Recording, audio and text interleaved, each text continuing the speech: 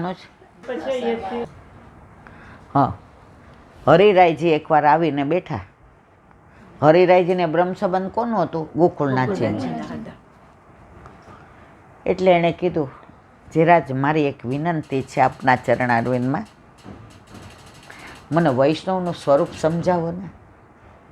ગોકુળનાથજીએ જવાબ આપ્યો, હરી, હજી મને જ વૈષ્ણવનું સ્વરૂપ નથી સમજાયું, હું તને કેવી રીતે સમજાવું? આટલું વૈષ્ણવને માન આપતા હતા. જો વ એટલે વનમાળી, બે માત્રા એટલે સેવા ને સત્સંગ, ફાડાવાળો સો એટલે કૃષ્ણનો, ન એટલે નીર યમુનાજી, અને વ એટલે વલ્લભ ને વિઠ્ઠલ. વૈષ્ણવના સ્વરૂપમાં આવી ગયું બધું. હવે આપણે વાત કરતા હતા વ્રતની. એટલે ગોકુળનાથજીએ કીધું, તમારી વાત સાચી હો વૈષ્ણવ, પણ મારી વાત સાંભળો. ત્યાં તો જે બે ચાર બીજા હતા એ આવ્યા ને ઓલા હંમેશા આવું કાંઈ હોય ને એટલે ટોળું વળતા વાર ન લાગે. ગોકુળનાથજી કે સાંભળો, જન્માષ્ટમીનું મારું વ્રત હતું ત્યારે મેં બીડું અરોગ્યું, કારણ કે મારે આખી રાત જાગવાનું હતું. તો જો મને બગાસ આવે, ઉબાસી, વ્રજ ભાષામાં ઉબાસી એટલે બગાસો, જો હું જરાક બી નિષ્ક્રિય થઈ જાઉં તો મારા પ્રભુના પ્રાગટ્યની અંદર મારા પ્રભુ મારા ઉપર પ્રસન્ન ના રહી. આપણે ઘરે હોઈએ, સવારના તમે કહો છો બધા 6 વાગ્યાને નીકળાવો એટલે 4 વાગ્યાના તો ઉઠાવો ને, બરાબર? હવે તમારું વર તમને એમ કે આજે બા ને બાપુજી આવવાના, 4 વાગે ઉઠી જાજે,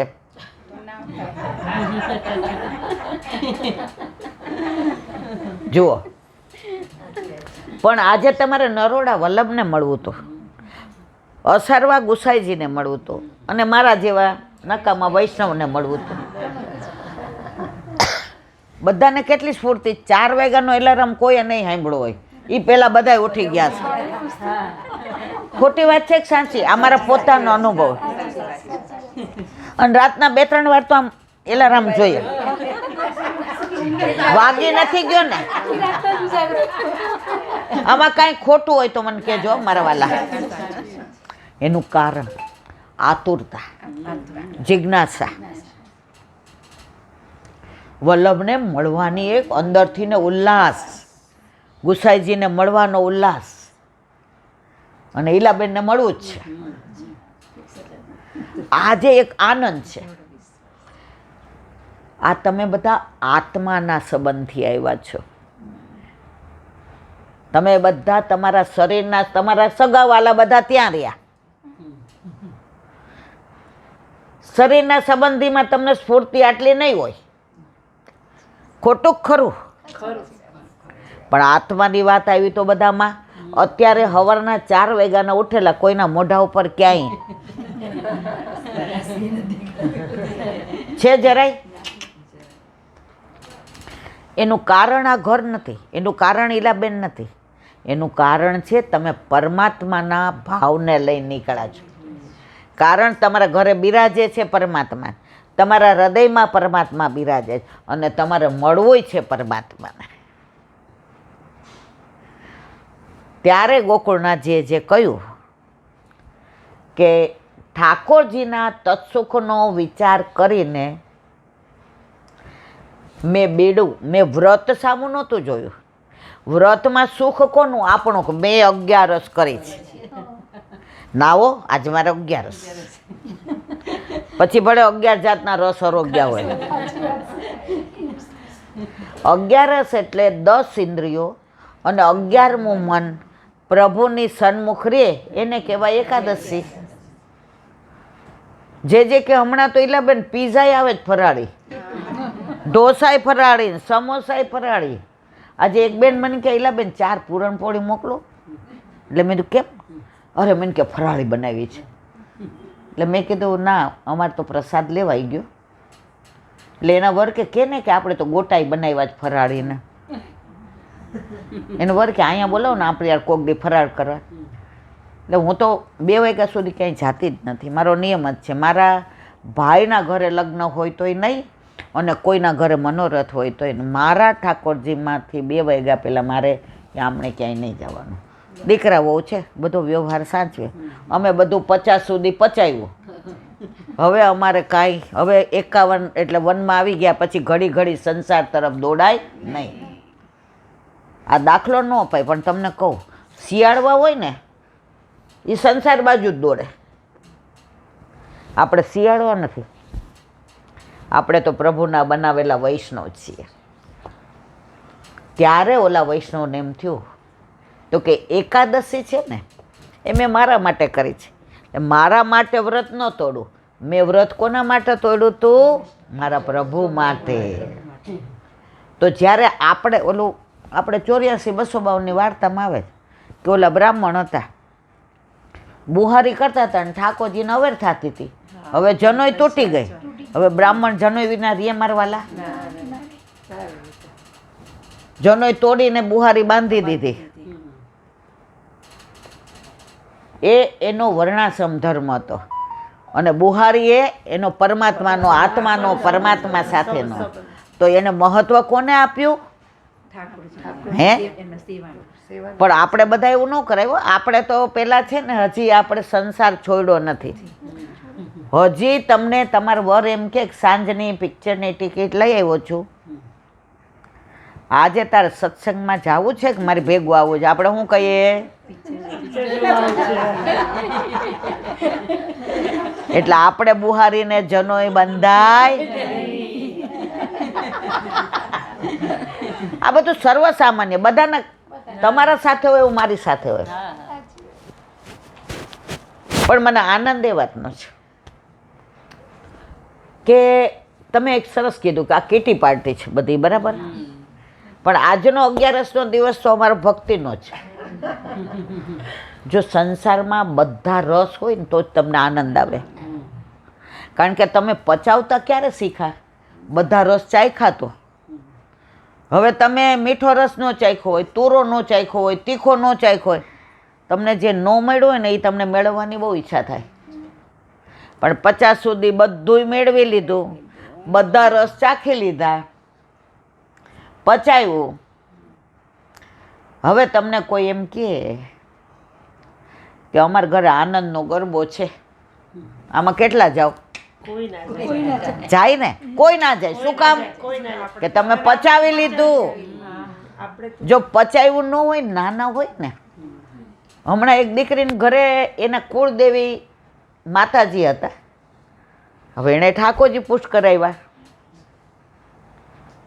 લગ્નને નહીં, નીરુ 3-3.5 મહિના થયા હતા ને.